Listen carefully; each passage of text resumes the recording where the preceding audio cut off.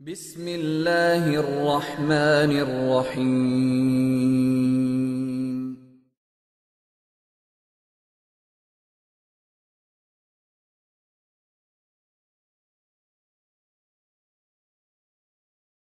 نحمدہ ونصلی علی رسولہ الکریم، اما بعد فاعوذ باللہ من الشیطان الرجیم، بسم اللہ الرحمن الرحیم۔ لقد کان لکم فی رسول اللہ اسوۃ حسنہ، آمنت باللہ، صدق اللہ العظیم۔ اللہ رب العزت نے اس کائنات کے افراد کی ہدایت کے لیے شروع دن سے ہی دو سلسلے شروع فرمائے۔ ایک سلسلہ کتاب اللہ کا ہے، ایک سلسلہ رجال اللہ کا ہے۔ کتاب اللہ کے ذریعے سے اللہ پاک نے وحی کے الفاظ کو ذکر فرمایا، وحی کے متن کو ذکر فرمایا، اور رجال اللہ کے ذریعے سے اللہ رب العزت نے اس وحی کی عملی تشریح اور تعبیر کو ذکر فرمایا۔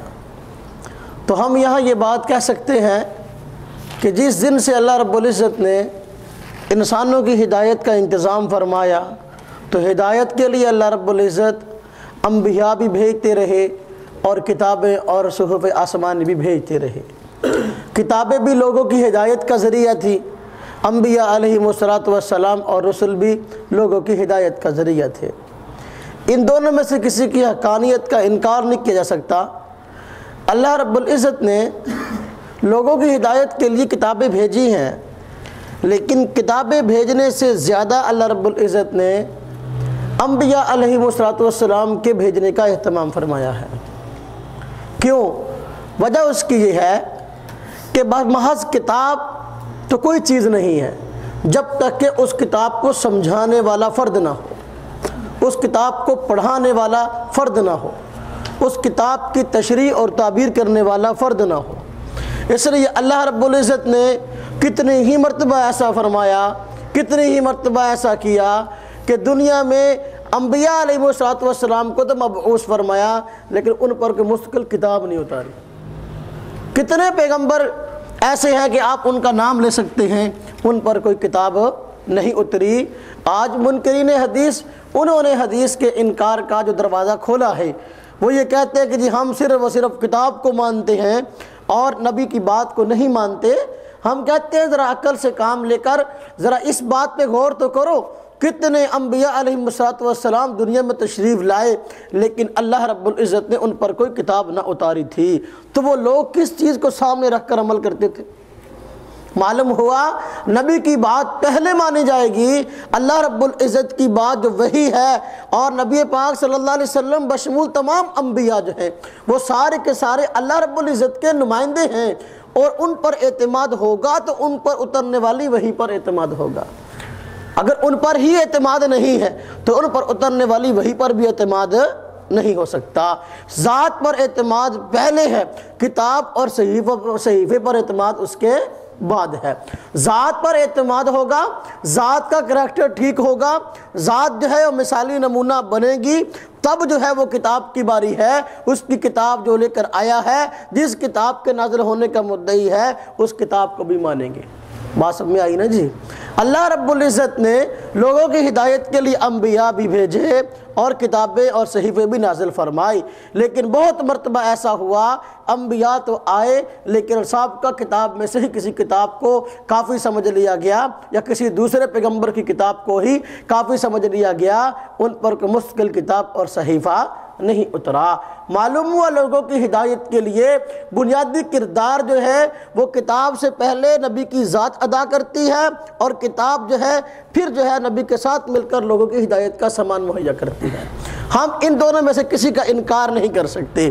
جب سے اسلام آیا اس وقت سے لے کر آج تک جو امت مسلمہ کے افراد ہیں، متقی پرہیزگار لوگ ہیں، وہ دین اسلام میں انبیاء علیہ السلام کی ذات کا بھی اعتبار کرتے رہے، ان کو مقتدا سمجھتے رہے، اور ان پر اترنے والی کتابوں کو بھی معتبر سمجھتے رہے۔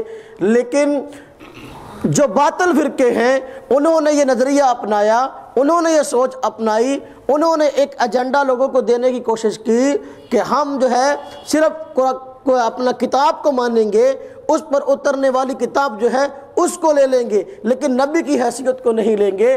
مقصد ان کا کیا تھا کہ بھئی الفاظ کتاب جو ہیں وہ تو موجود ہیں، جب ہم اس شخص یا اس شخصیت سے، اس مقدس ہستی سے جس پر کتاب اتری ہے اس پہ لوگوں کا اعتماد اٹھوا دیں گے کہ نہیں ان کی کوئی حیثیت نہیں ہے، تو لوگ خود بخود کتاب کو بھی چھوڑ دیں گے۔ کتاب کی تشریح تو انہوں نے پیش کی، عملی شکل میں نمونہ تو انہوں نے پیش کیا۔ جب ہم اس شخصیت کا انکار کر دیں گے تو خود بخود کیا ہو جائے گا، لوگ اپنا کتاب کو بھی چھوڑ دیں گے۔ حالانکہ یہ نظریہ نہ صرف یہ کہ دین اسلام کے جو ہے وہ مسلمہ اصولوں کے خلاف ہے، بلکہ سابقہ اقوام کو دیکھیے، سابقہ قوموں میں ایسی کوئی قوم نہیں آئی جنہوں نے پیغمبر کی ذات کو نہ مانا ہو اور کتاب کو مان لیا ہو، بلکہ وہ پیغمبر کی ذات کو بھی جو ہے وہ مانتے رہے، ان کے اقوال اور افعال کو بطور تشریح کے تسلیم کرتے رہے۔ قرآن کریم کے اندر اللہ رب العزت نے کتنے ہی زیادہ انبیاء علیہم السلام کا تذکرہ فرمایا، ان کی قوموں کا تذکرہ فرمایا۔ انبیاء علیہم السلام کے ارشادات قرآن کریم کے اندر موجود ہیں۔ سابقہ انبیاء، ان کے اقوال، ان کے افعال قرآن پاک کے اندر موجود ہیں، اور ان کے جو ماننے والے، صحیح ماننے والے، ایمان لانے والے متبعین تھے، ان کی اطاعت کا تذکرہ بھی موجود ہے کہ انبیاء نے جو اقوال اور افعال پیش کیے ان کی امتوں نے اس کو قبول کیا، جنہوں نے قبول نہ کیا ان پر عذاب آتا رہا۔ بات سمجھ آئی نا جی؟ اس لیے ہر دور کے اندر نبی کی بات کو بھی اتھینٹک سمجھا گیا، دلیل سمجھا گیا، اور اس پر اترنے والی کتاب کو بھی اتھینٹک اور دلیل سمجھا گیا۔ آج ہمارے پاک و ہند کے اندر خاص طور پہ ایسے طبقات جو ہے ان کو متعارف کروایا جا رہا ہے جو کہ محض قرآن کا نعرہ لگا کر لوگوں کو گمراہ کرنے کی کوشش کر رہے ہیں۔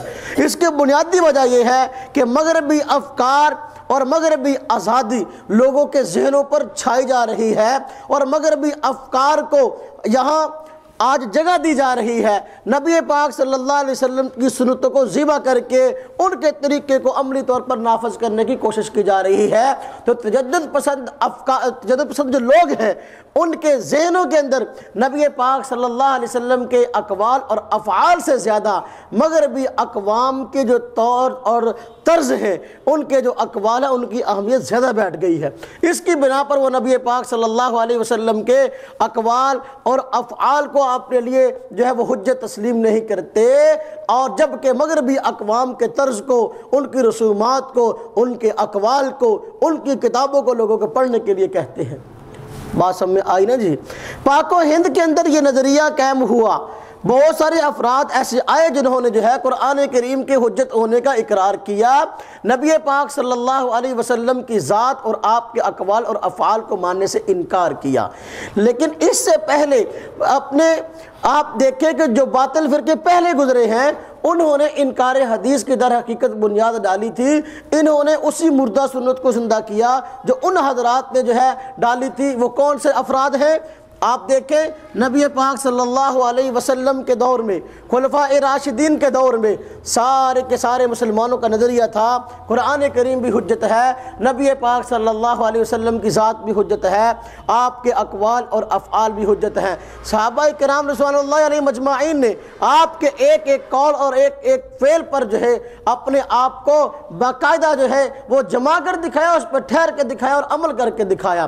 لیکن جب خوارج کا ظہور ہوا، جب معتزلہ کا ظہور ہوا، جب جہمیہ کا ظہور ہوا، جب قدریہ کا ظہور ہوا، یہ باطل فرقے ایسے تھے کہ دین اسلام کا نام لے کر لوگوں کو گمراہ کرنا چاہتے تھے۔ جب ان کی تردید میں نبی پاک صلی اللہ علیہ وسلم کے افعال ذکر کیے گئے تو اس وقت ان لوگوں نے یا تو احادیث پر جرح کر کے نبی پاک صلی اللہ علیہ وسلم کے اقوال کو ٹھکرا دیا، افعال کو ٹھکرا دیا، یا پھر اپنی عقل کی بنا پر کہ دیکھو جی یہ حدیث جو ہے ہماری عقل کے مطابق نہیں ہے، ہماری عقل نہیں مانتی یہ نبی کا ارشاد ہوگا۔ اس اعتبار سے معتزلہ نے خاص طور پہ یہ کام کیا کہ ہر اس روایت کا انکار کرتے چلے گئے جو ان کی عقل کے مطابق نہ تھی۔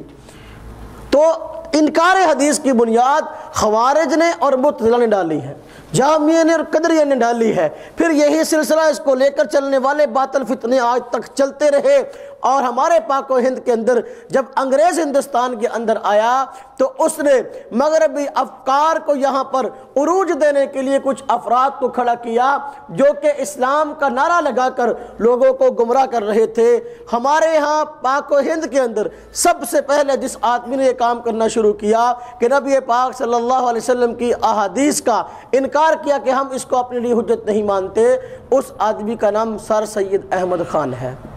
اس کو تحریک پاکستان کے اندر کوئی آدمی کتنا ہی بڑا لیڈر کہے، لیکن ہم کہتے ہیں اس نے دین اسلام کے لیے بہت بڑا نقصان دہ مواد دنیا کے اندر چھوڑا ہے۔ اس کے مقالات کو پڑھ لو، اس کی تفسیر جو در حقیقت تحریف ہے آپ اس کو پڑھ لو، اس میں جگہ جگہ جو ہے روایات کا، نبی پاک صلی اللہ علیہ وسلم کے اقوال اور افعال کا مذاق اڑایا گیا ہے۔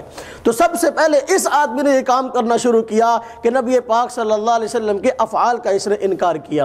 اس کے بعد جو ہے فرقہ غیر مقلدین اسی وقت وجود میں آیا اور اس 1246 سے اس فرقے کی داغ بیل ڈالی گئی اور لوگ اس فرقے کے گرد جو ہے وہ جمع ہونا شروع ہوئے۔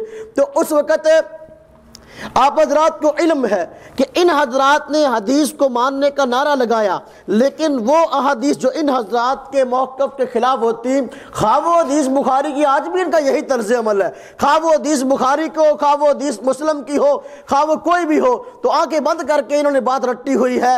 انکار کا ان کا طرز عمل ہے کہ ہم حدیث پڑھیں تو فوراً کہتے ہیں یہ ضعیف ہے، پوچھتے نہیں کس کتاب کے اندر ہے، تحقیق نہیں کرتے کس کتاب کے اندر ہے۔ جو حلائے غیر مقلدین کا یہ طرز عمل جو ہے یہ پہلے دن سے چلا آ رہا ہے۔ اس طرز عمل نے انکار حدیث کی بنیاد ڈالی۔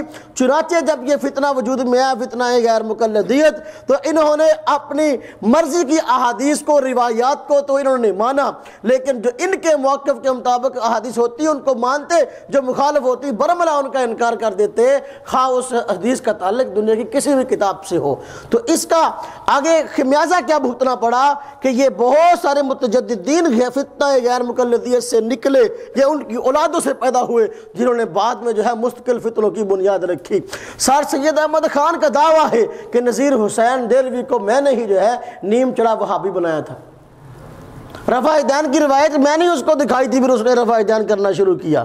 میں نے ہی پیغامات خطوط لکھے تھے کہ دیکھو تم کہتے تم حدیث کو مانتے، یہ حدیث ہے، اس طرح جو ہے۔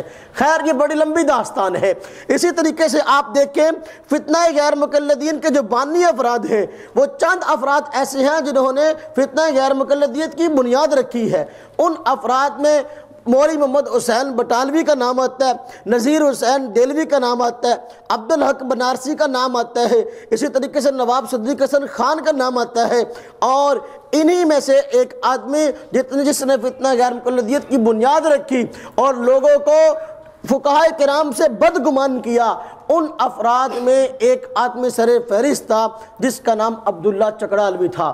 اس نے جو ہے پہلے تو فقہائے کرام کے خلاف خوب زبان درازی کی اور فقہ کی عبارات پر اور فقہ کی جو باتیں ہیں اس پر جو ہے اس نے خوب جتنے حملے کر سکتے تھا کیے، لیکن در حقیقت پھر جب اس کا علماء احناف سے آمنا سامنا ہوا، جب علماء احناف نے فقہائے کرام کی عبارات پر روایات پڑھنی شروع کی، پھر چونکہ انکار اس کی گھٹی کے اندر پڑ گیا تھا، تو جو بات فقہائے کرام فرماتے یا ان کی تعبیرات ہوتی اس پہ دلیل علماء احناف پیش کرتے، یہ فقہ کا قول ہے، اس کے پیچھے یہ حدیث ہے، یہ فقہ کا قول ہے، اس کے پیچھے یہ حدیث ہے، تو چونکہ انکار کا تو پہلے اس کا طرز بن چکا تھا تو اس نے صراحتاً کہنا شروع کیا نہیں کسی کتاب کے اندر میں نہیں مانتا۔ تو روایات کے انکار کے اندر اتنا آگے بڑھ گیا کہ اس نے بعد میں مستقل طور پر جو ہے وہ سر سید احمد خان کے بعد پاک و ہند کے اندر فتنہ انکار حدیث کو باضابطہ طور پر ہوا دی اور ایک فرقہ بھی بنا لیا جس کا نام جو ہے آج ہمارے ہاں ہم کہتے ہیں کہ فرقہ اہل قرآن ہے۔ انہوں نے غیر مقلدین نے اپنا نام اہل حدیث رکھا، لیکن اس آدمی نے اپنا نام کیا رکھا ہے، اپنی جماعت کا نام کیا رکھا؟ اہل قرآن کے نام سے۔ اس نے پھر جو ہے تمام روایات کو ہی کہنا شروع کر دیا کہ میں کسی روایت کو نہیں مانتا، نعوذ باللہ من ذالک۔ نبی پاک صلی اللہ علیہ وسلم کی ذات کے متعلق کہنے لگا کہ آپ کی حیثیت جو ہے وہ ایک ڈاکیے کی سی تھی۔ جس طریقے سے دیکھو ایک آدمی آئے، کسی کا خط ہو اس کے پاس، ڈاکیے کے پاس جو ہے وہ خط دینے کے لیے آتا ہے، دیکھ کر چلا جاتا ہے، اب خط جانے اور جس نے خط لکھا جس کے نام لکھا ہے وہ جانے، اب ڈاکیے کا کوئی تعلق نہیں ہے، نہ نبی پاک صلی اللہ علیہ وسلم کی ذات کو اس طریقے سے ڈاکے کے ساتھ اس نے تشبیہ دینی شروع کر دی، اور نبی پاک صلی اللہ علیہ وسلم کی حیثیت کا اس نے ویسے ہی انکار کر دیا، کہا کہ نہ نبی پاک صلی اللہ علیہ وسلم کی حیثیت جو ہے وہ نہ صرف نہ شارع کی ہے، نہ شریعت کی جو ہے وہ تشریح کرنے کے اعتبار سے آپ معتبر ہیں، نہ آپ کی احادیث، آپ کے اقوال اور افعال جو ہے نہ صحابہ کرام کے لیے معتبر ہے نہ ہمارے لیے معتبر ہے، صرف اور صرف قرآن ہے، اس کو مانیں گے۔ اس نے قرآن کو ماننے کا دعویٰ کیا، اپنے فرقے کا نام رکھا کیا؟ اہل قرآن۔ اور اس کے مد مقابل ایک اور فرقہ جس سے یہ خود نکلا تھا، ان کا نام تھا اہل حدیث۔ حالانکہ اہل حدیث اور اہل قرآن یہ دو لقب تھے، اہل حدیث لقب تھا محدثین کا، اہل قرآن لقب تھا قراء کرام کا۔ اہل حدیث بمانا غیر مقلد، اہل حدیث بمانا فقہ کا دشمن، اہل قرآن بمانا منکر حدیث، اہل قرآن بمانا حدیث کا دشمن۔ دنیا کی کسی ڈکشنری کے اندر یہ معنی نہیں ملتا کہ اہل حدیث کا معنی کیا ہو؟ جی فقہ کا دشمن، تقلید کا دشمن، تقلید کا منکر۔ اہل قرآن کا یہ معنی ہو کہ وہ اپنا احادیث کا منکر ہو، وہ جو ہے اپنا احادیث کے حجت ہونے کا انکار کرتا ہو، نہ اہل حدیث لقب تھا محدثین کا، اہل قرآن لقب تھا قراء کرام کا، جنہوں نے قرآن پر اپنی محنت کی تھی، اپنی محنت کا مدار جو ہے قرآن کریم کو بنایا تھا۔ یہ دو اعزازی لقب تھے، لیکن یہ دونوں القاب چوری ہوئے، اغوا ہوئے۔ فتنہ غیر مقلدین نے جنہوں نے فقہ کا انکار کیا، انہوں نے اپنا نام اہل حدیث رکھ لیا، اور پھر اسی ٹولے میں سے ایک ٹولہ نکلا، اس نے فقہ کے انکار کے ساتھ ساتھ حدیث کا بھی انکار کیا، اپنا نام اہل قرآن رکھ لیا۔ بات سمجھ آئی کہ نہیں آئی جی؟ ان کی کتابیں جو آج بھی مارکیٹ میں مل جاتی ہیں، آپ عبداللہ چکڑالوی اس کے فتنے اہل قرآن کی کتابیں مارکیٹ سے لیں تو آپ کو جا بجا یہی بات ملے گی کہ ہم حجت صرف قرآن پاک کو مانتے ہیں، حدیث کو حجت نہیں مانتے۔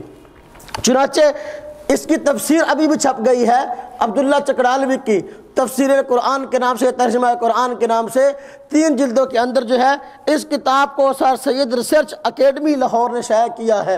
اس میں جا بجا اس نے نبی پاک صلی اللہ علیہ وسلم کے اقوال اور افعال کی حجت ہونے کا اس نے انکار کیا ہے۔ اسی طریقے سے ایک مناظرہ اسی فرقہ اہل قرآن کے آدمی کا ثناء اللہ امرتسری غیر مقلد کے ساتھ ہوا تھا، وہ مناظرہ بھی انہوں نے یہی سر سید ریسرچ اکیڈمی لاہور نے اس کو شائع کر دیا ہے۔ اسی طریقے سے اسی عبداللہ چکڑالوی نے ایک کتاب لکھی تھی یہ ثابت کرنے کے لیے کہ قرآنی نماز کیا ہے، اور یہ کتاب در حقیقت فرقہ اہل حدیث کے خلاف تھی، اور اس نے ان کو متوجہ کر کے یہ بات کہی ہے کہ تمہاری نماز قرآن کے خلاف ہے، تم قرآنی نماز نہیں پڑھتے۔ اس نے اس کتاب کا نام رکھا برہان الفرقان فی صلاۃ القرآن، برہان الفرقان فی صلاۃ القرآن۔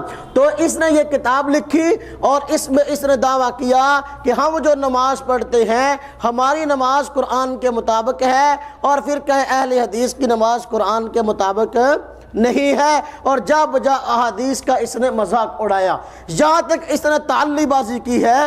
ہم کہتے ہیں مخالفت کی بھی کوئی حد ہوتی ہے، فطرہ غیر مقلدیت کی بنیاد اصل میں غلو پر ہے، تو اس نے ایسا غلو کیا کہ ان حضرات کے متعلق بھی ایسے عجیب و غریب فتوے دیے کہ آدمی کی عقل حیران ہوتی ہے کہ جس فتنے میں آدمی پہلے رہ چکا ہے اس کے متعلق ایسی باتیں کیسے کرتا ہے۔ اس نے اسی کتاب اپنا برہان الفرقان فی صلاۃ القرآن کے اندر لکھا ہے کفار مکہ اہل حدیث تھے، صفحہ نمبر 15۔ یہ تو خیر تم جواب دو اس کا تھے یا نہیں تھے؟ ہاں جی، کفار مکہ اہل حدیث تھے، صفحہ نمبر 15 کے اندر کہا۔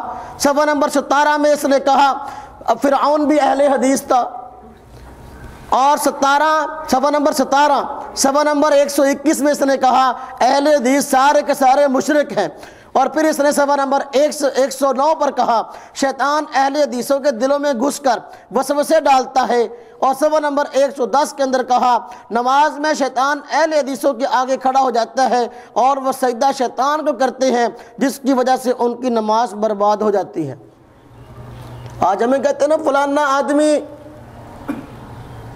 حنفی تھا، توبہ کر کے ہمارے پاس آ گیا، تمہارے مسلک کو چھوڑ کر ہمارے پاس آ گیا، تمہارا مسلک غلط تھا تبھی تو چھوڑ کر ہمارے پاس آیا۔ ہم کہتے ہیں تمہارے کو چھوڑ کر آگے نکل گیا، آپ بتاؤ، یہ سابقہ اہل حدیث ہے، اس کے نام کے ساتھ لکھتے ہیں سابقہ حنفی، گمراہ کرنے کے لیے اشتہاروں پر بڑے بڑے نام اس کا نام لکھتے ہیں اور پھر لکھتے ہیں سابقہ حنفی، کہ لوگوں کو باور کرائیں کہ ہمارا مسلک سچا ہے، کہ لوگ ہمارے مسلک کو چھوڑ کر جو ہے اپنا ان کے مسلک کو چھوڑ کر جو ہے ہمارے مسلک میں آ رہے ہیں۔ آپ جو تمہارے مسلک کو چھوڑ کر آگے نکل گئے ان کے بارے میں کیا کہتے ہو؟ یہ تمہارے بارے میں کیا کہہ رہا ہے؟ یہ بھی تو پڑھو نا۔ تمہارا مسلک تم کہتے ہو کہ اگر کوئی مسلک کو چھوڑ جائے تو مسلک جھوٹا ہے، تمہارے مسلک کو چھوڑ کر آگے نکل گیا، یہ تمہارے متعلق کیا کہہ رہا ہے؟ تم شیطان کو سجدہ کرتے ہو۔ صفحہ نمبر 111 میں کہا اہل حدیثوں کے دو خدا ہیں، بخاری اور مسلم، صفحہ نمبر 111 میں۔ اسی طریقے سے صفحہ نمبر 249 میں اس نے کہا اہل حدیثوں کی نماز میں دعائیں مشرکین مکہ کی دعاؤں کی طرح غلط ہے۔ صفحہ نمبر 262 کے اندر کہا یہ اللہ تعالیٰ کی ذات کو عرش پر مانتے ہیں، اس عقیدے کے متعلق کہتا ہے اللہ کو عرش پر ماننے کا عقیدہ نہایت گندا عقیدہ ہے اور بڑی حماقت ہے۔ صفحہ نمبر 262۔ خیر، تو اس آدمی نے نبی پاک صلی اللہ علیہ وسلم کی ذات کے حجت ہونے کا انکار کیا، برملا کہا کہ نبی پاک صلی اللہ علیہ وسلم کی ذات کی کوئی حیثیت نہیں، صرف آئے اور قرآن دے کے چلے گئے، اب ہم خود سمجھیں گے، ہم خود عمل کریں گے، آپ کی ذات کی کوئی حیثیت نہیں ہے، آپ کا قول فعل نہ صحابہ کے لیے حجت نہ ہمارے لیے حجت، کسی کے لیے بھی نہیں ہے۔ چنانچہ اپنے اس کتاب کے اندر اس نے لکھا صفحہ نمبر 21 برہان الفرقان فی صلاۃ القرآن، صفحہ نمبر 21 کے اندر کہتا ہے قرآن میں آپ صلی اللہ علیہ وسلم کی فرما برداری کا حکم نہیں ہوا، حالانکہ ہم آیات انشاءاللہ پڑھیں گے، دلیل کے طور پر پیش کریں گے کہ آپ کی اطاعت کا حکم تو ہوا، لیکن صفحہ نمبر 21 میں کیا کہتا ہے؟ آپ صلی اللہ علیہ وسلم کی فرما برداری کا حکم قرآن میں نہیں ہوا۔ اسی طریقے سے کہتا ہے نصیحت کے نام سے اس نے جو ہے وہ اپنا یہ عنوان قائم کیا اپنی کتاب کے اندر، اس کا کوئی صفحہ نہیں ہے، ویسے ہی نصیحت کے نام سے جو ہے وہ پیج ہے، اس پہ عنوان دیا ہوا نصیحت۔ اس کے اندر لکھتا ہے نصیحت والے عنوان کے اوپر قرآن ہر لحاظ سے مکمل کتاب ہے، اس کے بعد کسی کتاب کی حاجت نہیں۔ نصیحت لکھا ہوا صفحہ نمبر کوئی نہیں ہے، شروع کتاب جب شروع ہوتی ہے۔ اسی طریقے سے کہتا ہے حدیث اور آپ صلی اللہ علیہ وسلم کی پیروی کفر اور شرک ناجائز ہے، آپ صلی اللہ علیہ وسلم کی پیروی کفر اور شرک اور ناجائز ہے۔ یہ برہان الفرقان فی صلاۃ القرآن، اس کا صفحہ نمبر 21، صفحہ نمبر 8، صفحہ نمبر 9، صفحہ نمبر 10، صفحہ نمبر 11، صفحہ نمبر 12، صفحہ نمبر 17، صفحہ نمبر 18، صفحہ نمبر 34، صفحہ نمبر 53، صفحہ نمبر 60، صفحہ نمبر 63، صفحہ نمبر 244۔ بعض لکھ لو، بات سمجھ آئی جی؟ تو دیکھو یہاں پر اس نے برملا اعلان کیا برہان الفرقان فی صلاۃ القرآن کتاب کے اندر کہ نبی پاک صلی اللہ علیہ وسلم کی پیروی کفر اور شرک ہے۔ اب پہلے تو سر سید احمد خان نے یہ بیج بویا، پھر یہ عبداللہ چکڑالوی نے فرقہ اہل قرآن بنایا، جگہ جگہ پہ اس نے فتنہ برپا کیا، نبی پاک صلی اللہ علیہ وسلم کے قول فعل کو حجت ماننے سے اس نے نہ صرف انکار کیا بلکہ اس پہ کفر اور شرک کا فتویٰ لگا دیا۔ پھر اس کے بعد دیکھیے اور بھی بہت سارے لوگ ایسے گمراہ لوگوں کو دیکھ کر تیار ہو گئے جنہوں نے حدیث کے انکار پر کمر جو ہے باندھ لی۔ بہت سارے افراد ہیں، ایک آدمی جس کا نام اسلم جراج پوری ہے، اسلم، اس کا والد خود اہل حدیث تھا، تو یہ اس کا بیٹا ہے، اس نے حدیث کو حجت ماننے کا انکار کیا۔ اسی طریقے سے پھر اس کا ایک شاگرد ہے جو معروف ہے پرویز کے نام سے، اس کا صحیح نام غلام احمد پرویز ہے، نام صحیح کیا ہے جی؟ غلام احمد پرویز۔ دیکھو اس کو نبی پاک صلی اللہ علیہ وسلم کی ذات سے اتنی چڑ ہے کہ اس نے اپنے نام کے ساتھ غلام احمد کا لفظ لکھنا ہی چھوڑ دیا، صرف پرویز کہتا ہے، صرف پرویز۔ دیکھ لو کتابیں اس کی، یہ دیکھو کتاب ہے سلیم کے نام خطوط، اکیلا پرویز لکھا ہے، نام اس کا کیا ہے؟ غلام احمد۔ نبی پاک صلی اللہ علیہ وسلم سے دشمنی کی انتہا دیکھو کہ اپنے نام کے ساتھ ہی گوارا نہیں کر رہا نام لکھنے کو۔ دیکھو پرویز، ابلیس و آدم کتاب صرف پرویز، نظام ربوبیت کتاب نام صرف پرویز، جہان فردہ کتاب نام صرف پرویز۔ بات سمجھ رہے جی؟ یہ تو بطور مثال کی میں نے دے دی۔ یہ قرآن کی قوانین کتاب نام صرف اس میں پرویز۔ غلام احمد کا نام لکھنا ہی چھوڑ دیا۔ نبی پاک صلی اللہ علیہ وسلم سے بغض کی اس کی انتہا ہے۔ خیر، اس آدمی نے بھی پھر یہی کام کیا کہ اسلم جراج پوری اس کا استاد تھا، اور نبی پاک صلی اللہ علیہ وسلم کی احادیث کے ماننے سے انکار کیا۔ اسی طریقے سے ایک آدمی ہندوستان کے اندر ہوا جس نے لوگوں کو بہت زیادہ گمراہ کیا، اور اپنی عقل کے مطابق اس نے احادیث کے اندر جو ہے ٹامکٹوئیاں مارنی شروع کی۔ اس آدمی کا نام جو ہے تمنا عمادی ہے۔ ایک اور آدمی تھا جس کا نام حمید الدین فراہی ہے، اس نے بھی احادیث کے حجت ماننے سے انکار کیا، خاص طور پہ خبر واحد کے حجت ہونے کا مسئلہ اس نے چھیڑا، اس کو نہ مانا۔ اسی طریقے سے اس کا شاگرد امین اصلاحی کے نام سے آیا، اس نے بھی تفسیر تدبر قرآن کے نام سے اور تدبر حدیث کے نام سے کتابیں لکھی ہیں۔ اس نے بھی احادیث کے انکار کا بیج بویا اور احادیث کے حجت ماننے سے انکار کیا۔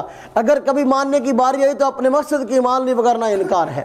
اسی طریقے سے امین اصلاحی کا شاگرد ایک تھا جس کا نام آج جاوید احمد گامدی ہے، یہ اس کا شاگرد ہے، اور اس نے بھی احادیث کو حجت ماننے سے انکار کیا۔ بات سمجھ میں آ رہی ہے؟ ہاں جی۔ اسی طریقے سے ایک ٹولہ جو ہے، آج بہت سارے ٹولے یہاں ہمارے پاکستان میں بھی خاص طور پہ آباد ہیں، جو کہ انکار حدیث کا بیج بو رہے ہیں اور لوگوں کو اس کام کے لیے تیار کر رہے ہیں اور گمراہ کر رہے ہیں۔ ایک ٹولہ کراچی کے اندر بیٹھا ہوا ہے جن کا ادارہ ہے الرحمان پبلشنگ ٹرسٹ کے نام سے، انہوں نے مختلف طرح کی کتابیں لکھی ہیں۔ ایک ان کا رائٹر ہے حبیب الرحمان کاندلوی کے نام سے، اس نے کچھ جلدوں کے اندر کتاب لکھی مذہبی داستانیں کے نام سے، تو اس نے بھی احادیث کا انکار کیا۔ اسی طریقے سے اسی ٹولے سے تعلق رکھنے والا ایک آدمی محمود احمد عباسی ہے، اس نے یزید کی حمایت میں کتابیں لکھی، حضرت معاویہ رضی اللہ تعالیٰ عنہ کی حمایت کی آڑ میں حضرت علی رضی اللہ تعالیٰ عنہ پر تبرہ کیے، تو یہ ٹولہ باقاعدہ طور پر بیٹھا ہے۔ اس طرح عظیم آبادی کے نام سے ان کے ٹولے میں ایک آدمی ہے، شمع حقیقت کے نام سے انہوں نے کتابیں لکھی ہیں، واقعہ کربلا اور یزید کے نام سے کتابیں انہوں نے لکھی ہیں۔ تو انہوں نے بھی ان تمام روایات کا انکار کیا جو ان کی سمجھ سے بالا تر تھی یا جو ان کے موقف سے ٹکراتی تھی۔ بات سمجھ آئی نا جی؟ اس طرح یہ ایک تسلسل ہے۔ ابو الاعلیٰ مودودی کے نام سے آدمی گزرا، اس نے بھی جا بجا احادیث پر تنقید کی ہے۔ آپ اس کی تفہیم القرآن کھول کے دیکھیں، بائبل کے حوالے تو وہ بڑے اعتماد کے ساتھ دیتا ہے، لیکن جب احادیث کی باری آتی ہے تو اس پہ جھرا شروع کر دیتا ہے۔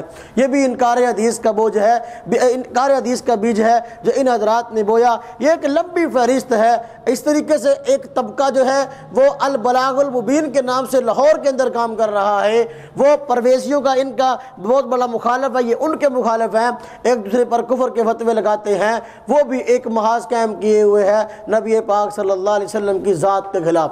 اسی طریقے سے کراچی کے اندر اور بھی کچھ طبقات ہیں جو کتابیں شائع کرتے ہیں، بڑے ہی اچھے ٹائٹل کے ساتھ جو ہے وہ لکھا ہوتا ہے کتاب کے نیچے آپ کا خیر خواہ بھائی، تو وہ کثیر تعداد کے اندر کتابیں جو ہیں وہ شائع کر کے لوگوں میں فری تقسیم کر رہے ہیں، وہ بھی منکرین حدیث کا ایک مستقل ٹولہ ہے۔ تو نبی پاک صلی اللہ علیہ وسلم کی ذات اقدس کو ان حضرات نے حجت ماننے سے انکار کیا، لیکن جو ہے حجت ماننے سے جو انہوں نے انکار کیا تو ایک آدمی بظاہر سیدھے الفاظ سے تو انکار نہیں کر سکتا نا جی، اس نے ہیلے اور بہانے اختیار کیے۔ ان حضرات کے 3 سٹیپ تھے، یہ 3 انداز تھے حدیث کے انکار کرنے کے۔ عبداللہ چکڑالوی نے سیدھے سیدھے الفاظ میں کہہ دیا کہ نبی پاک صلی اللہ علیہ وسلم کے قول فعل کو ہم مانتے ہی نہیں ہیں، سیدھی بات ہے، کسی کے لیے حجت نہیں ہے، نہ صحابہ کے لیے نہ ہمارے لیے۔ پھر جو ہے بعد میں طبقات آئے، انہوں نے 2 انداز اور اختیار کیے۔ ایک انداز یہ اختیار کیا گیا کہ نبی پاک صلی اللہ علیہ وسلم کی ذات اقدس جو ہے یہ حجت صحابہ کرام کے لیے تھی، ہمارے لیے نہیں ہے۔ ایک اور انداز تیسرا اختیار کیا گیا کہ نبی پاک صلی اللہ علیہ وسلم کی ذات اقدس جو ہے وہ حجت تو ہے، لیکن ہم احادیث کو اپنے لیے حجت اس لیے نہیں مانتے کہ بہت ساری احادیث جو ہے وہ عقل کے خلاف ہیں، بہت ساری احادیث قرآن کے خلاف ہیں، بہت ساری احادیث ہمیں صحیح ذرائع سے نہیں پہنچی، اس طرح بہانے بنا کر احادیث کا انکار کیا۔ اصل میں پہلی دیکھو بات یہ ہے، یہ تین طرح کے نظریات ہیں منکرین حدیث کے، یہ تینوں ہی انداز ان میں سے ہر ایک بھی اختیار کر لیتا ہے۔ اس کی وجہ یہ ہے کہ بس اوقات کسی علاقے کے اندر علاقے کی نوعیت کو دیکھ کر یہ لوگ انکار کرتے ہیں۔ علاقے کی نوعیت ہے تو بسا کوئی علاقہ ایسا کہ بہت سادے لوگ رہتے ہیں تو وہاں تو یہ لوگ یہ انداز اختیار کرتے کہتے نا صرف قرآن کو مانو، نبی پاک صلی اللہ علیہ وسلم کی ذات کسی کے لیے حجت نہیں ہے۔ لیکن جو شہری علاقے ہیں اور وہاں پر کچھ عقل مند لوگ زیادہ رہتے ہیں، پڑھے لکھے لوگ ہیں، تو وہاں پر جو ہے یہ انداز بدل لیتے ہیں۔ وہاں جو ہے یہ کہتے ہیں یار ہم ماننے کو تو تیار ہیں نبی پاک صلی اللہ علیہ وسلم کی ذات کو، حدیث کو، لیکن مانتے اس لیے نہیں ہے کہ بہت ساری حدیثیں قرآن کے خلاف ہیں، بہت ساری احادیث جو ہے ہمیں ایسے ذرائع سے پہنچی کہ وہ ذرائع جو ہے ٹھیک نہیں ہیں، وہ لوگ ٹھیک نہیں ہیں، اس انداز سے انکار کر دیتے ہیں۔ بات سمجھ میں آئی نا جی؟ یہ غلام احمد پرویز نے یہ خاص یہ تینوں انداز اپنی کتابوں کے اندر اختیار کیے ہیں۔ کہیں تو اس نے سیدھا کہہ دیا کہ کسی انسان کو حق نہیں کہ وہ دوسرے انسان سے اپنی اطاعت کرائے، یہ پہلا انداز ہے۔ کسی جگہ کہہ دیا کہ نبی پاک صلی اللہ علیہ وسلم کی ذات اقدس جو ہے وہ صحابہ کرام کے لیے نمونہ تھی، ہمارے لیے نمونہ نہیں ہے، اطاعت صحابہ کرام پہ واجب تھی، ہم پہ واجب نہیں ہے۔ پرویز نے یہ بھی بات کہی ہے، پرویز نے یہ بات بھی کہی ہے ہم حدیثوں کو اس لیے بھی نہیں مانتے کہ جن ذرائع سے پہنچی ہیں وہ ذریعہ ٹھیک نہیں ہے یا بہت ساری حدیثیں قرآن کے خلاف ہیں۔ یہ غلام احمد پرویز کی چال تھی کہ اس نے ایک ادارہ بنایا طلوع اسلام کے نام سے اور رسالہ نکالنا شروع کیا طلوع اسلام کے نام سے، اس میں اس نے احادیث کے انکار کے لیے تینوں حربے استعمال کیے، تینوں حربوں کو جمع کیا۔ تو ان حضرات کا انداز ہے موقع کی مناسبت سے جس انداز سے چاہے یہ انکار کرتے ہیں۔ بس اوقات کسی کو کہنا شروع کرتے ہیں نہیں یار ہمارے بارے میں جھوٹ ہے، میں نے خود طلوع اسلام کے شمارے پڑھے ہیں، ہمارا مسلک کے نام سے انہوں نے اپنے مضامین لکھے ہیں، اور کہتے ہیں کہ نہیں یار ہمارے بارے میں لوگ جھوٹ بولتے ہیں، مولوی کہتے ہیں ہم حدیثوں کو حجت نہیں مانتے، ہم مانتے ہیں لیکن ہم ان حدیثوں کو نہیں مانتے جو قرآن کے خلاف ہیں، وہاں یہ انداز اختیار کر لیتے ہیں۔ خیر میں یہ ایک کتاب ہے، اس ایک کتاب میں کچھ اس کے نظریات غلام احمد پرویز کے نقل ہوئے ہیں، یہ ادارہ طلوع اسلام نے شائع کی ہے۔ آپ دیکھو طلوع اسلام، ایک اسلام تو وہ تھا نبی پاک صلی اللہ علیہ وسلم نے اس کو طلوع فرمایا، آپ لے کر آئے، آپ مبعوث ہوئے اس اسلام کو لے کر، ایک اسلام ہوا جو غلام احمد پرویز کا ہے۔ ہم کہتے ہیں یہ طلوع جو تو نے کیا تو اس کا بانی ہو سکتا ہے، اس کا ترجمان ہو سکتا ہے، لیکن نبی پاک صلی اللہ علیہ وسلم کے اسلام کا ترجمان تو نہیں ہے۔ اس لیے طلوع لکھا بھئی دیکھو اب یہ طلوع تو نے کیا، ایسے گندے نظریات تو نے لکھے ہیں، دیکھو اس کا خوارج کا اور اسی طریقے سے معتزلہ کا، قدریہ کا، جہمیہ کا یہ پخانہ اس نے کھایا ہے۔ ان کے اعتراضات کو اٹھا کر تاریخ کے اندر سے اس نے جمع کرنے کی کوشش کی ہے اور اس کا نام طلوع اسلام رکھ دیا۔ یہ طلوع اسلام نہیں ہے، یہ طلوع خارجیت ہے، یہ طلوع اعتزال ہے، یہ طلوع جہمیت ہے، یہ طلوع قدریت ہے، یہ طلوع اسلام نہیں ہے۔ بات سمجھ آئی کہ نہیں جی؟ یہ کتاب ہے اس کی مقام حدیث کے نام سے، اس میں اس کے کچھ نظریات ہیں، ہم ان کو نقل کرتے ہیں تو آپ حضرات حوالے نوٹ فرما لیں، اس کے بعد انشاءاللہ ہم تردید کریں گے۔ کتاب کا نام مقام حدیث۔ اسی کتاب کے شروع میں پہلے 1 2 3 صفحات سے پہلے الف با تا سا صفحات لگے ہوئے ہیں، پہلے ان کے حوالے ہیں۔ اس کتاب کا صفحہ نمبر را زانی ہوتا، اس میں لکھا ہے حدیث کا دین سے کوئی تعلق نہیں۔ صفحہ نمبر شین پہ لکھا ہے، شین پہ کیا کہتا ہے؟ پرویز کے متعلق لکھا ہے کہ یہ منکر حدیث نہیں۔ دیکھو زا میں کہہ دیا کہ حدیث کا دین سے تعلق ہی نہیں، دوسری جگہ انداز بدل لیا، پینترا بدل لیا کہ نہیں میں کون سا منکر حدیث ہوں، میں حدیث کو تو مانتا ہوں، یہ انداز ہے اس کا۔ صفحہ نمبر 6 میں لکھا کہتا ہے، پرویز کہتا ہے 3 صحابہ کرام نے اپنے طور پر حدیثیں جمع کی، جہاں مان گیا کیا کہ حدیثیں جمع ہوئی ہیں، صحابہ کرام نے جمع کیا ہے۔ دوسری جگہ یہ انکار کر دیتا ہے، نا جی نا، حدیثوں کا میں اس لیے نہیں مانتا کہ نبی پاک صلی اللہ علیہ وسلم کے زمانے میں جمع نہیں ہوئی تھی بلکہ بہت عرصے بعد جمع ہوئی ہے۔ کہتا ہے وہ آدمی جس کو ایک ہفتہ پہلے پتہ نہیں کہ اس نے کھایا کیا ہے، اس کو یہ نہیں پتا کہ فلاں دن میں نے پچھلے ہفتے منگل کے دن میں نے کیا کھایا تھا، بدھ کے دن میں نے کیا کھایا تھا، میں نے جو ہے ہفتے کے دن کیا کھایا تھا، میں نے اتوار کو کیا کھایا تھا، تو اس کو حدیث کے بارے میں کیا پتا ہوگا؟ وہاں یہ انداز اختیار کرتا ہے اور کہتا ہے حدیثیں جو ہے وہ نبی پاک صلی اللہ علیہ وسلم کے زمانے میں جمع نہیں ہوئی، یہ تو لکھی نہیں گئی بلکہ کئی سو سال بعد میں لکھی گئی، 300 سال بعد لکھی گئی ہے، اس لیے ہم کیسے مان لیں؟ وہاں یہ انداز اختیار کر لیتا ہے۔ خیر، یہاں یہ بات مان گیا، آپ یہ حوالہ نوٹ کریں، جب یہ جھوٹ بولے کوئی پرویزی کہے کہ نبی پاک صلی اللہ علیہ وسلم کے زمانہ میں حدیثیں نہیں لکھی گئی، آپ کہیں مقام حدیث کے اندر پرویز نے لکھا ہے کہ نبی پاک صلی اللہ علیہ وسلم کے زمانے میں 3 صحابہ حدیثیں لکھتے تھے؟ بات سمجھ آئی کہ نہیں آئی؟ ہاں جی۔ اسی طرح جو ہے دیکھو ہمارے اوپر جھوٹ بولا، کہتا ہے حنفی حضرات بخاری مسلم کی 200 احادیث کو صحیح نہیں مانتے، حالانکہ ہم تو کہتے ہیں بخاری کی حدیث صحیح ہے۔ ہاں، حدیث کا صحیح ہونا اور بات ہے، قابل عمل ہونا ایسا اور بات ہے۔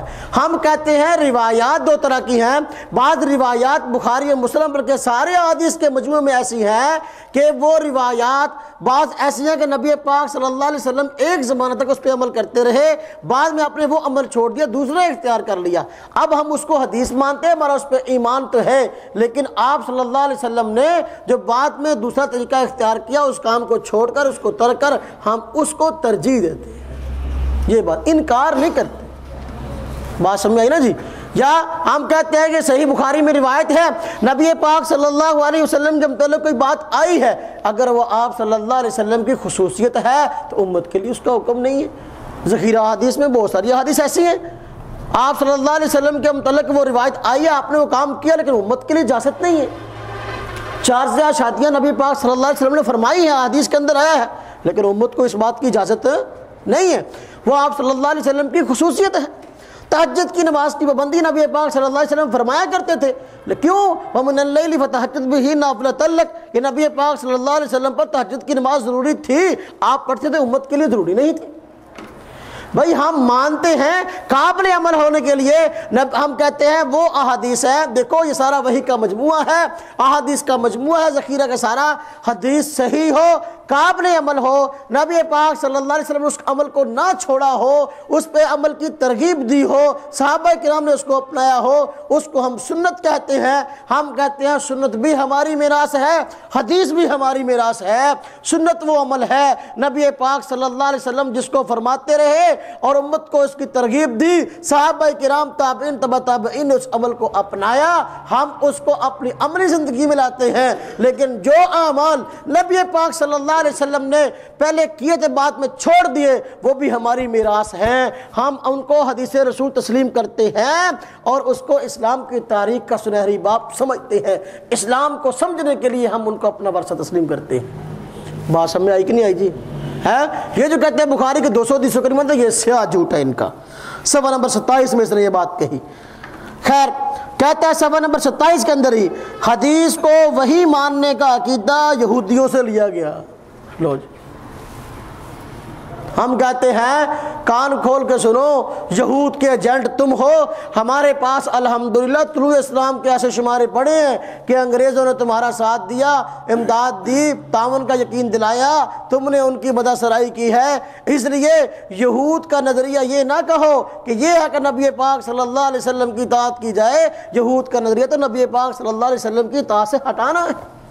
یہود تو آئے جن دین اسلام کے خلاف سازشیں کر رہے ہیں اور تم انہی کی سازشوں کو عملی جامہ پہنا رہے ہو، تم ان کے ایجنٹ ہو۔ صفحہ نمبر 27، صفحہ نمبر 34، اس میں کہتا ہے یقینی طور پر احادیث کو آپ صلی اللہ علیہ وسلم کے اقوال اور افعال ماننے سے امت میں اتحاد کا پیدا کرنا ناممکن ہے۔ صفحہ نمبر 34۔ اسی طریقے سے صفحہ نمبر 38 مقام حدیث کہتا ہے کتاب و سنت کی روح سے نہ کوئی متفق علیہ ضابطۂ قوانین مرتب ہو سکتا ہے اور نہ مرتب ہوا۔ کتاب و سنت کی روح سے نہ کوئی متفق علیہ ضابطۂ قوانین مرتب ہوا ہو سکتا ہے اور نہ کوئی مرتب ہوا۔ کتنا بڑا جھوٹ ہے، الحمدللہ مرتب ہوا اور مسلمان اس پہ عمل کرتے آ رہے ہیں۔ یہ ایک چھوٹا گروہ شرزمہ قلیلہ آج ہمیں کہتا ہے کہ جی مرتب نہیں ہوا، اور تمہارے لیے مرتب نہ ہوا ہوگا، ہمارے لیے الحمدللہ ہوا، امت مسلمہ کے لیے ہوا۔ صفحہ نمبر 38 میں بات کہی رسول کی اطاعت۔ صفحہ نمبر 40 میں اس نے کہا رسول کی اطاعت جائز نہیں، مقام حدیث۔ اللہ اکبر۔ نبی پاک صلی اللہ علیہ وسلم کے فرمان اور قول کے متعلق، آپ کے فعل کے متعلق تو کہتا ہے کہ وہ تو لینا نہیں ہے، لیکن انسانوں کو جو ہے وہ شریعت سازی کا حق دے رہا۔ کہتا ہے صفحہ نمبر تقریباً 41، 42 اور 216، 41، 42 اور 216 مقام حدیث کے اندر کہتا ہے نظام خداوندی کی جزیات مسلمان خود آپس کے مشورے سے طے کریں گے۔ اب نبی پاک صلی اللہ علیہ وسلم کا قول پھر حجت نہیں ہے اور عام امتی کا حجت ہو گیا۔ ماننے پہ آئے تو عام آدمی کی بات کو مان لے، نہ ماننے پہ آئے تو نبی پاک صلی اللہ علیہ وسلم کی ذات کو نہ مانے۔ یہ اس کا حال ہے، اس کی عقل کا دیکھو اندازہ کرو۔ اسی طریقے سے رسول کی اطاعت کا عنوان کر کے کہتا ہے رسول کی اطاعت سے حکومت وقت، کس کی اطاعت مراد ہے؟ حکومت وقت کی اطاعت مراد ہے۔ رسول کی اطاعت سے مراد کیا ہے؟ حکومت وقت کے، ہم انشاءاللہ اس کی تردید کرتے ہیں۔ صفحہ نمبر 41، صفحہ نمبر 82، صفحہ نمبر 83، اس میں یہ بات کہی گئی کہ رسول کی اطاعت سے مراد کیا؟ حکومت وقت کی اطاعت۔ یہ کہتا ہے وہی نظریہ جو ہم نے 3 نظریات بیان کیے کہ صحابہ کے لیے آپ صلی اللہ علیہ وسلم کا قول پھر حجت تھا، ہمارے لیے نہیں۔ کیوں؟ وہ کہتا ہے کہ وہ حکمران تھے، آپ ان کے لیے، ہمارے لیے نہیں ہے، اس لیے جو ہے ان کے لیے حجت تھا، ہمارے لیے حجت نہیں۔ کہتا ہے قرآن میں رسول کی اطاعت کا حکم آیا ہے، رسول کی اطاعت سے مراد جو ہے وقت کے حکمران کی اطاعت ہے، جو بھی وقت کا حکمران ہوگا وہ رسول ہے۔ نعوذ باللہ من ذالک، یہ صفحہ رسالت ہے اس کا۔ اسی طریقے سے صفحہ نمبر 41، 82 اور 83 میں یہ بات کہی ہے۔ آگے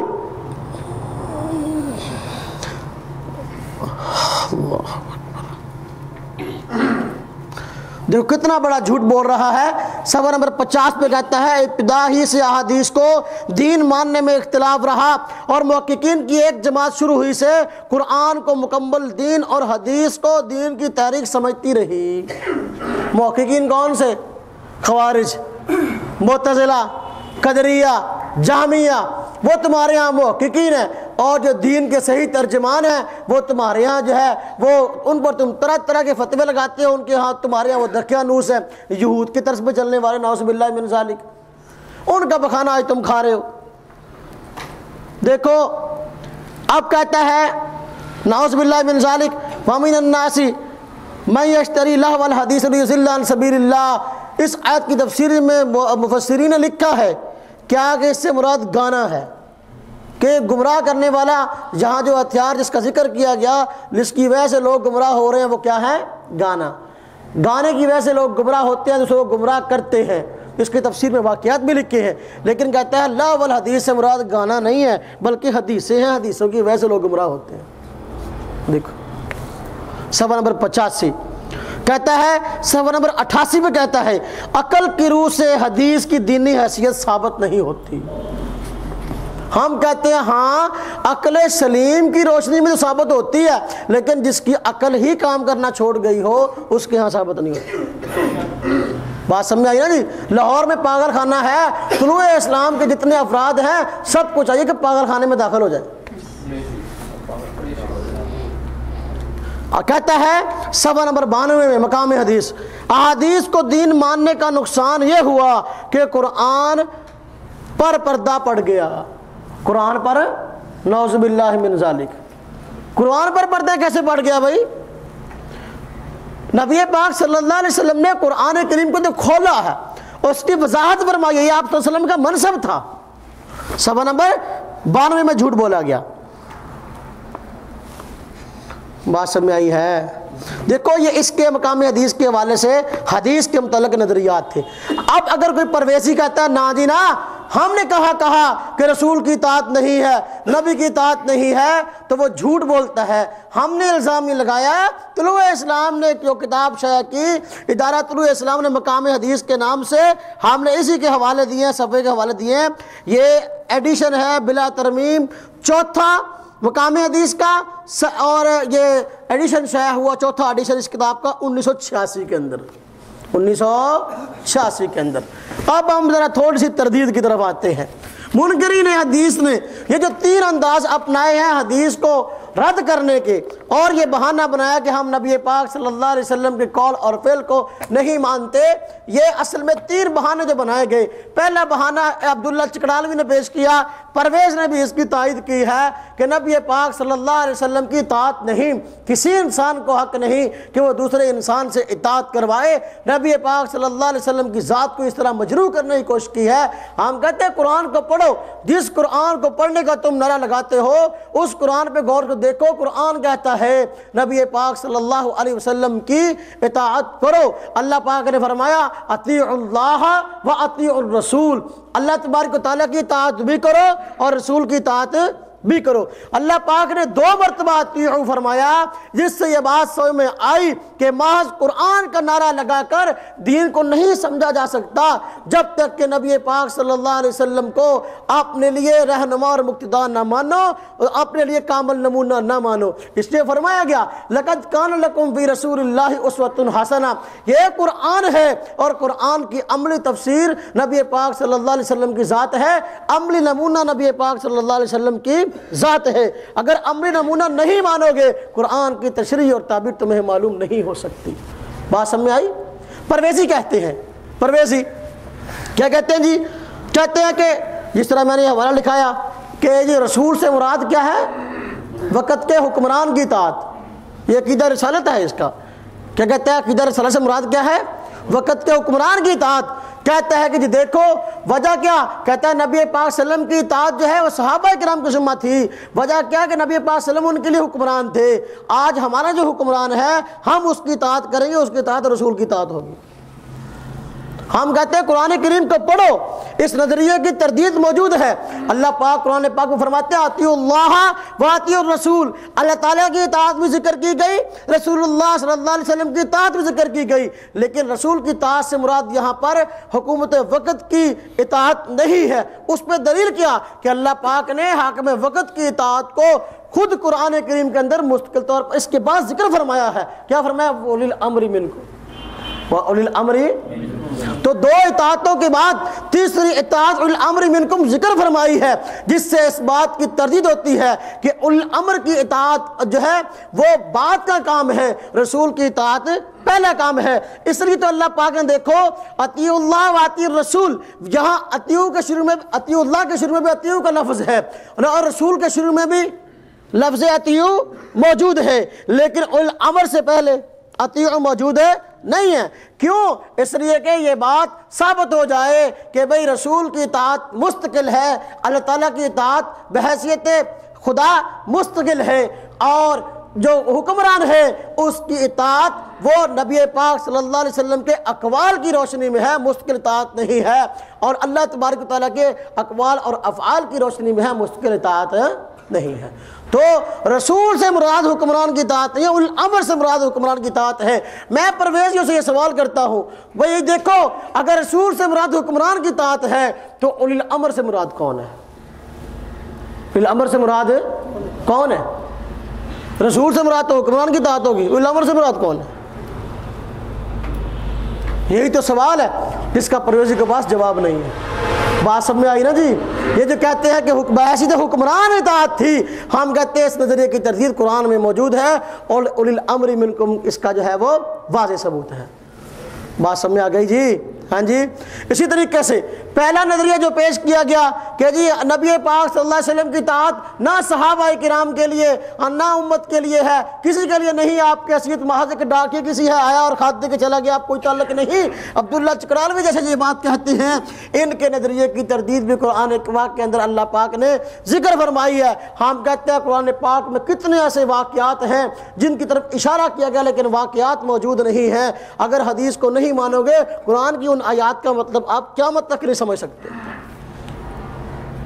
اگر حدیث کو نہیں لوگے تو پھر ان آیات کا مطلب قیامت تک سمجھ میں آ نہیں سکتا۔ بہت ساری ایسی آیات ہیں اور واقعات حدیث کے اندر بیان ہوئے، قرآن کے اندر بیان نہیں ہوئے۔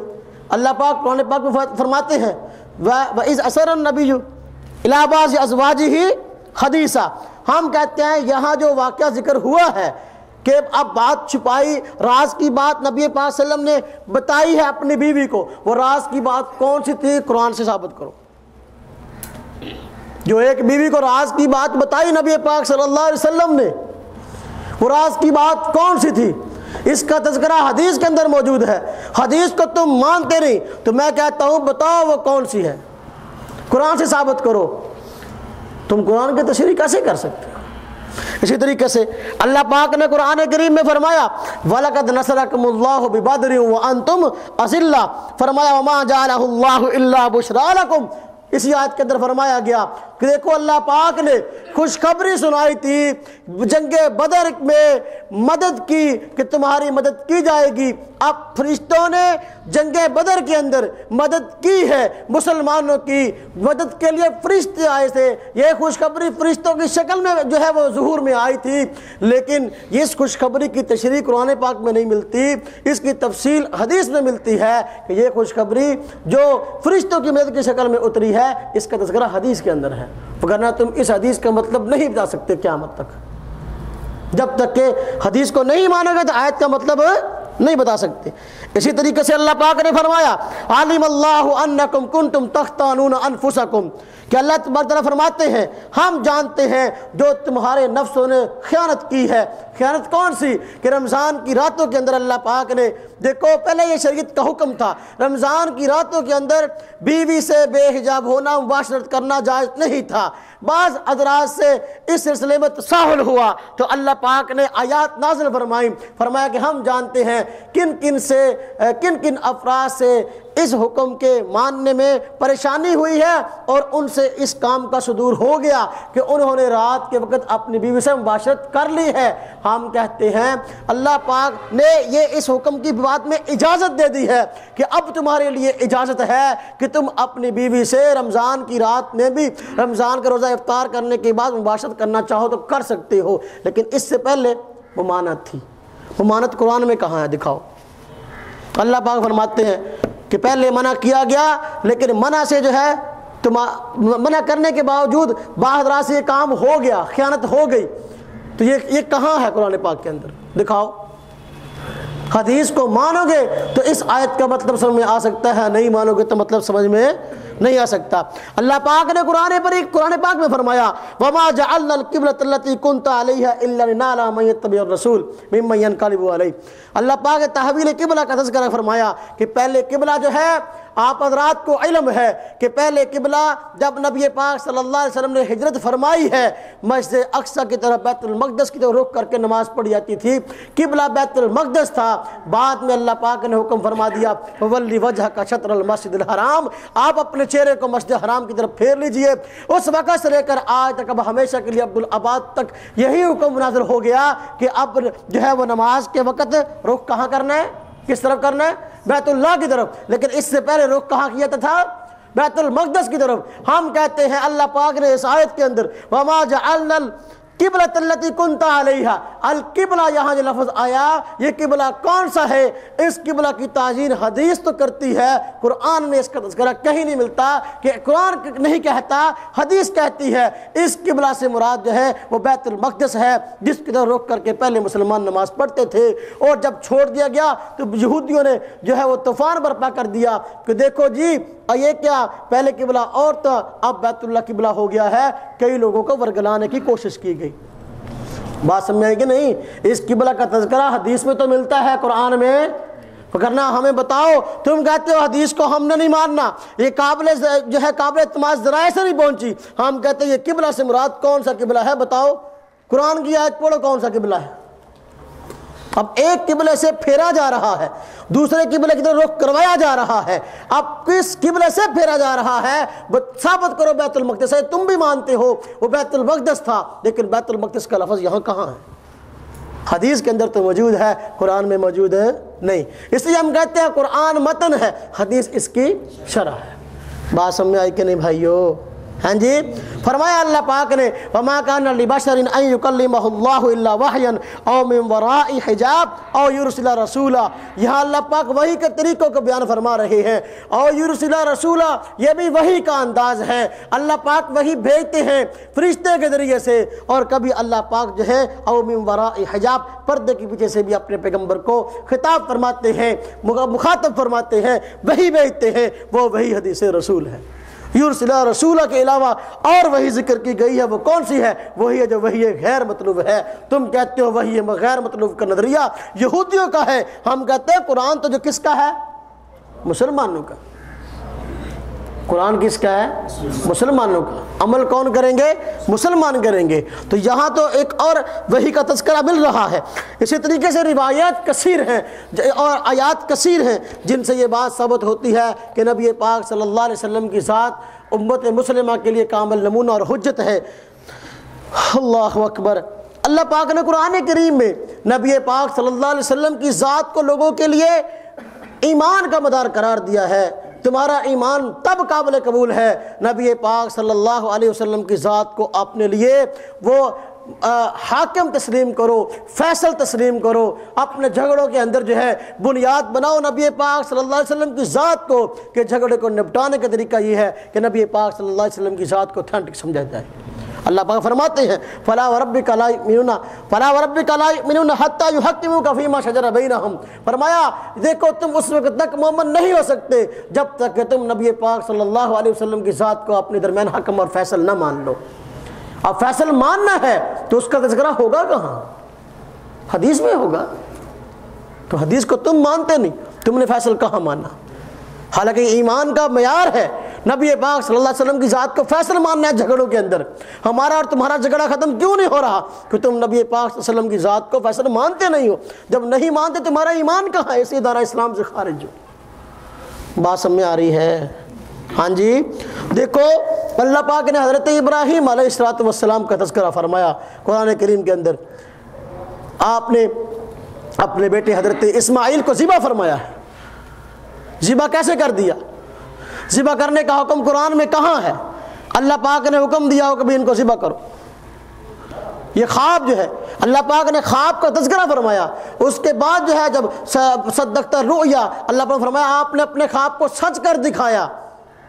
وہ خواب میں کیا کہا گیا تھا، وہ خواب کہاں بیان ہوا؟ وہ حدیث کے اندر بیان ہوا ہے. اور پھر اس کی جو تفصیل اللہ پاک نے قرآن کریم میں نبی پاک صلی اللہ علیہ وسلم کو بتائی ہے کہ حضرت ابراہیم کو خواب کے اندر حکم ہوا تھا کہ جی آپ حضرت اسماعیل کو ذبح کریں. آپ نے خواب پر عمل کرتے ہوئے اپنے بیٹے کو ذبح کرنے کے لیے لٹا لیا اور چھری بھی چلا دی. اللہ پاک نے قربانی بھیج دی.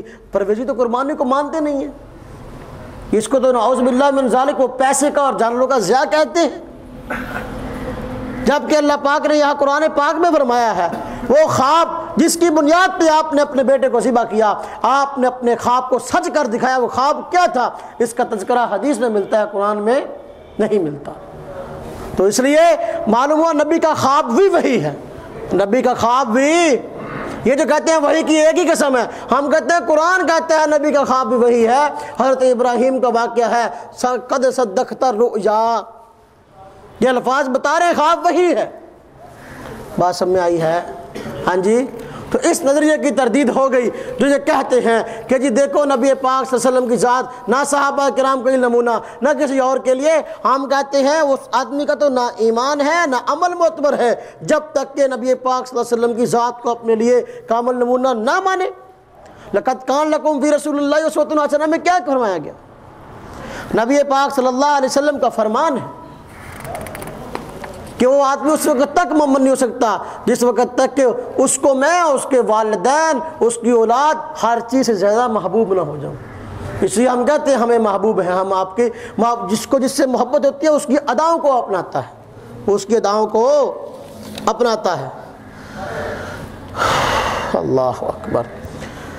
یہ حضرات جو کہتے ہیں کہ صرف صحابہ کرام کے لیے آپ کی اطاعت تھی اور کسی کے لیے نہیں ہے، ہم کہتے ہیں یہ بات بھی غلط ہے اور قرآن کریم کے خلاف ہے. ہمارے نظریات تو کہتے ہیں تمہارے عقیدے قرآن کے خلاف ہے. ہم کہتے ہیں اپنے نظریے کو دیکھو، تمہارے نظریات قرآن کے خلاف ہے.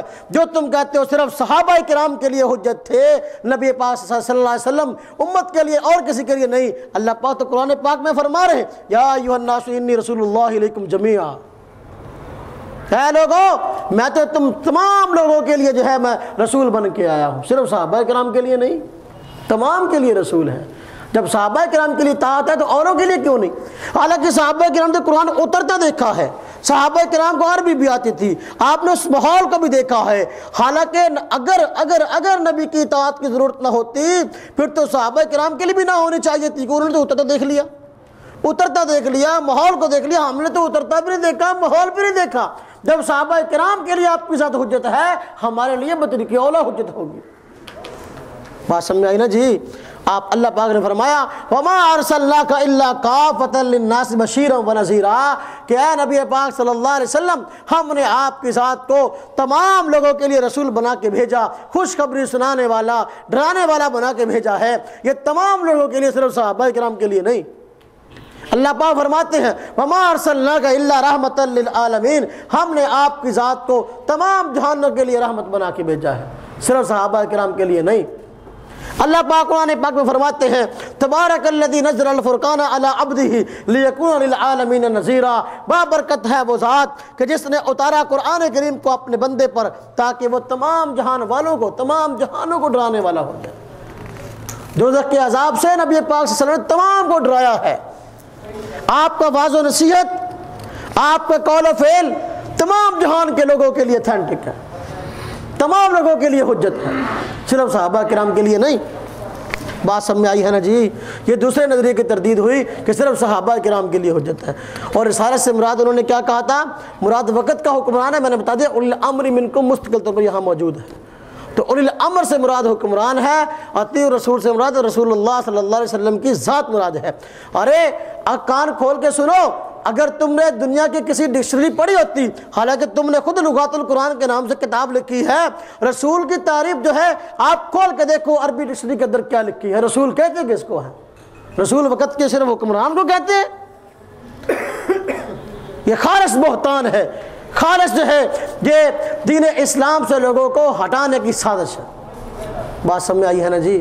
تیسرا نظریہ کیا کہ جی قابل اعتماد ذرائع سے ہم کو نہیں پہنچا. روایات کا مجموعہ قابل اعتماد ذرائع سے ہم کو نہیں پہنچا، اس لیے جو ہے ہم کیسے مان لیں؟ یہ مظلومانہ سوال. اس کے پیچھے جو ہے در حقیقت جو ہے وہ شیطنت چھپی ہوئی ہے. شیطان کا دماغ، شیطان کے وسوسے چھپے ہوئے ہیں، شیطان کا یہ کہہ لو ایجنڈا چھپا ہوا ہے. شیطان کے پروگرام کو یہ تکمیل دینا چاہتے ہیں، پورا کرنا چاہتے ہیں. شیطان کا پروپیگنڈا کیا ہے؟ کہ پوری دنیا گمراہ ہو جائے. اس کا ایجنڈا یہ ہے، اس کی سازش یہ ہے. پوری دنیا کو گمراہ کر رہے ہیں. کہتے ہیں جی دیکھو جی قابل اعتماد ذرائع سے نہیں پہنچا، جن واسطوں سے پہنچا وہ واسطے معتبر نہیں ہے، اس لیے روایت کے مجموعے کو ہم نہیں لیتے. ہم کہتے ہیں قرآن کس واسطے سے پہنچا؟ جس واسطے سے قرآن پہنچا اسی واسطے سے احادیث پہنچی ہے. یہ کیا بات ہے؟ قرآن کو تو لیتے ہو، احادیث کو نہیں لیتے. قرآن کس نے جمع کیا؟ قرآن کے محافظ کون ہیں؟ تیرے اوپر پرویز کے اوپر تو قرآن نہیں اترا، اسلم جراج پوری پہ تو قرآن نہیں اترا، سر سید احمد خان پہ تو قرآن نہیں اترا. قرآن تو نبی پاک صلی اللہ علیہ وسلم پہ اترا ہے. صحابہ کرام نے قرآن کا دفاع کیا، تابعین نے قرآن کا دفاع کیا، تبع تابعین نے دفاع کیا، اس کو محفوظ کیا. آج تک یہ سلسلہ چلا آ رہا ہے. اس لیے جس طریقے سے قرآن کو انہوں نے پہنچایا ہے، احادیث کو بھی انہوں نے پہنچایا ہے. یہاں پرویز ایک بات کرتے ہیں، کہتے ہیں جی دیکھو قرآن میں اور حدیث میں فرق ہے. ہم کہتے ہیں وہ کیا؟ کہتے ہیں دیکھو جی قرآن کی حفاظت کا ذمہ اللہ پاک نے قرآن پاک میں لیا ہے. فرماتے ہیں انا نحن نزلنا الذکر وانا لہ لحافظون. اللہ پاک خود فرماتے ہیں میں قرآن کی حفاظت کرنے والا ہوں، اس لیے قرآن کی حفاظت کا ذمہ اللہ پاک نے لیا ہے، لیکن حدیث کی حفاظت کا ذمہ نہیں لیا. اس لیے ہم قرآن کو لیتے ہیں، ہم حدیث کو نہیں لیتے. ہم کہتے ہیں عقل کے اندھو، یہ قرآن پاک کی آیت ہے انا نحن نزلنا الذکر وانا لہ لحافظون. اس کا قرآن کی آیت ہونا تمہیں کیسے پتا چلا؟ یہ قرآن کی آیت ہے، تمہیں کیسے پتا چلا؟ اگر تمہارا حدیثوں پر اعتبار نہیں کہ لوگوں نے اپنی طرف سے جو ہے نبی کی حدیث نہیں تھی اپنی طرف سے گھڑ لی، تو کیا یہ شبہ نہیں ہو سکتا کہ یہ آیت قرآن کی نہ ہو، انہوں نے اپنی طرف سے بنا لی ہو؟ اگر قرآن کے معاملے میں اعتماد ہے، حدیث کے معاملے میں اعتماد کیوں نہیں ہے؟ بات سمجھ میں آ رہی ہے جی؟ اس لیے اِنَّا نَحْنُ نَزَّلْنَا الذِّكْرَ وَإِنَّا لَهُ لَحَافِظُونَ، قرآن کی آیت تب ثابت ہو سکتی ہے جبکہ حدیث کو حجت مانو، جن اسباب سے، جن ذرائع سے قرآن پاک کی آیت اِنَّا نَحْنُ نَزَّلْنَا الذِّكْرَ تم تک پہنچی ہے، انہی ذرائع سے حدیث پہنچی ہے۔ بات سمجھ میں آ رہی ہے؟ ہاں جی، اللہ میرا بھلا کرے۔ ہاں جی، دیکھو اللہ، یہ عذر، یار ہم حدیثوں کو مانتے تو ہیں لیکن جو ہے اس لیے نہیں مانتے قابل اعتماد ذرائع سے نہیں پہنچی، یعنی اس نظریے کے اندر انہوں نے یہ باتیں تسلیم کر لی ہے نا کہ یار حدیثوں کو ماننا چاہیے، حدیثوں کو ماننے کا حکم ہے، صرف بہانہ یہ بنایا نا، عذر یہ پیش کیا کہ ہم اس لیے نہیں ہم مانتے جی ہم مظلوم ہیں کہ یہ قابل اعتماد ذرائع سے نہیں پہنچی، ہم کہتے ہیں حدیثوں کو اگر ماننا ضروری ہے، حدیثوں کو ماننا ضروری ہے، تم نے اگر تسلیم کیا ہے تو اللہ پاک کسی بندے کو کسی ایسے کام کا مکلف نہیں بناتے جس کی وہ طاقت نہ رکھتا ہو، لا یکلف اللہ نفسا الا وسعها، اللہ پاک فرماتے ہیں بندے کو میں کسی ایسے کام کرنے کا حکم دیتا ہی نہیں جس کی وہ طاقت نہ رکھتا ہو۔ اب اگر حدیثیں جو قابل اعتماد ذرائع سے نہیں پہنچ رہی تھی، اللہ پاک تو عالم الغیب ہے، اللہ پاک نے بندے کو مکلف کیسے بنایا رسول اللہ صلی اللہ علیہ وسلم کی اطاعت کا؟ مکلف بنانا، اور تم خود کہتے ہو حدیثیں ماننی چاہیے، اب اس بات کا تم نے اقرار کیا تو تمہیں یہ بات ماننی پڑے گی، تم مکلف ہو گئے تو اب حدیثوں کو صحیح ماننا تمہاری مجبوری بن گئی۔ اب انکار کرو گے تو دو رنگی نہیں کر سکتے، لا یکلف اللہ نفسا الا وسعها، قرآن کی آیت کو مانو گے تو تمہارا ایمان ہے، اگر اس کو مانو گے حدیث کو ماننا پڑے گا۔ بات سمجھ میں آ رہی ہے جی؟ ہاں جی، قابل اعتماد ذرائع سے نہیں پہنچی، ہاں جی، کہتے ہیں حدیثیں قابل اعتماد ذرائع سے نہیں پہنچی تو ہم کیسے مانیں؟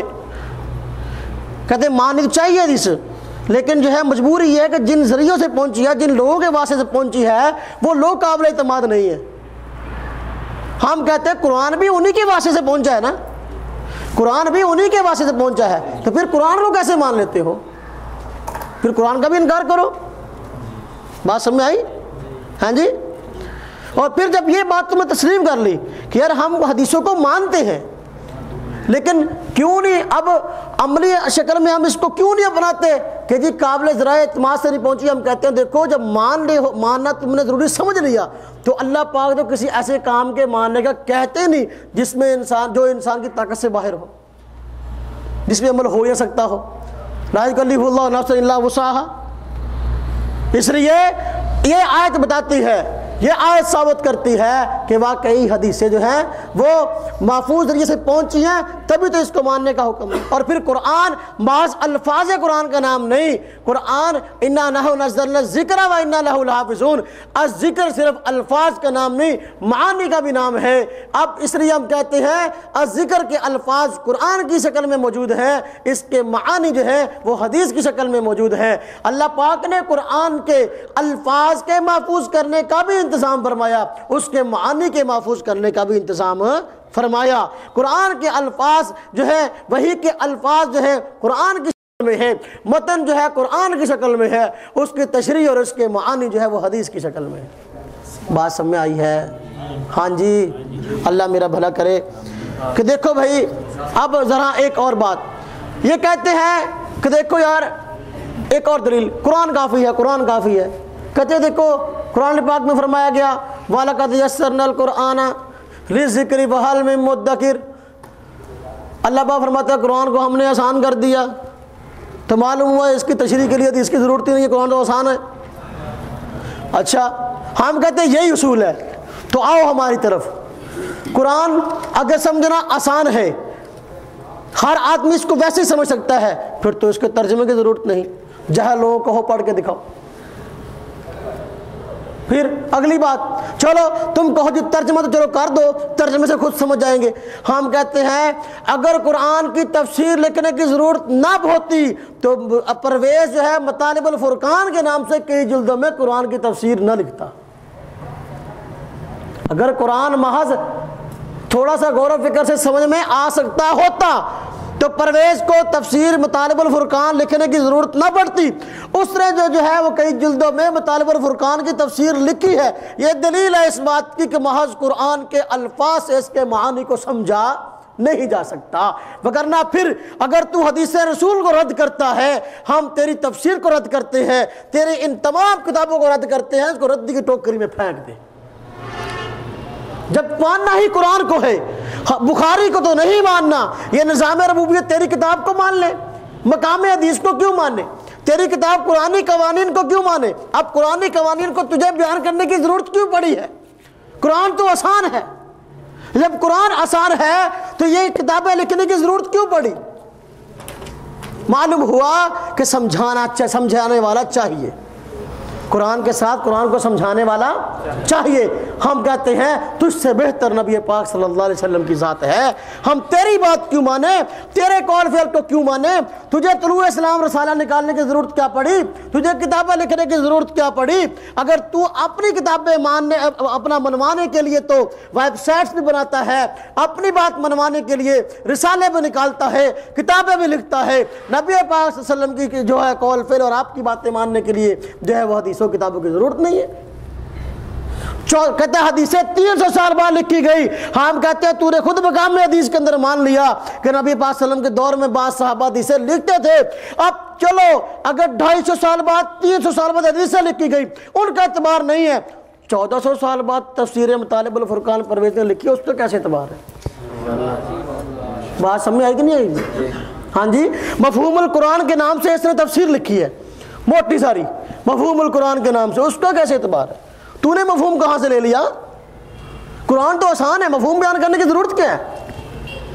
معارف القرآن کے نام سے اس نے تفسیر لکھی ہے، مطالب الفرقان کے نام سے بھی لکھی ہے، معارف القرآن کے نام سے بھی لکھی ہے، بعد میں وہی جو ہے مختلف اور ناموں چھپ گئی ہے اس کی، ابلیس و آدم، نظام ربوبیت، اور دوسری جلدیں جو ہے کئی جو ہے وہ معارف القرآن کا ہی نام چینج کر دیا گیا۔ ہم کہتے ہیں معارف القرآن لکھنے کی ضرورت کیوں پیش آئی؟ 1400 سال بعد یہ لکھی ہوئی معتبر ہو گئی، 250 سال بعد 300 سال بعد جو حدیثیں لکھی ہوئی معتبر نہیں ہے۔ کو اپنے دماغ کا علاج کراؤ، انصاف نام کی کوئی چیز تمہارے اندر موجود ہے؟ بات سمجھ آ رہی ہے جی؟ ہاں جی، اس لیے ہم کہتے ہیں بھائی کھری کھری بات کرو۔ اگر تو تم نے قرآن کو ماننا ہے، قرآن آسان ہے، مفہوم القرآن کو تم جلا دو، مطالب الفرقان کو جلا دو، طلوع اسلام کو بند کر دو، ان تمام کتابوں کو ردی کی ٹوکری میں پھینک دو، پھر ہم دیکھتے ہیں تم اپنے غلط نظریات کیسے لوگوں کو پھیلاتے ہو۔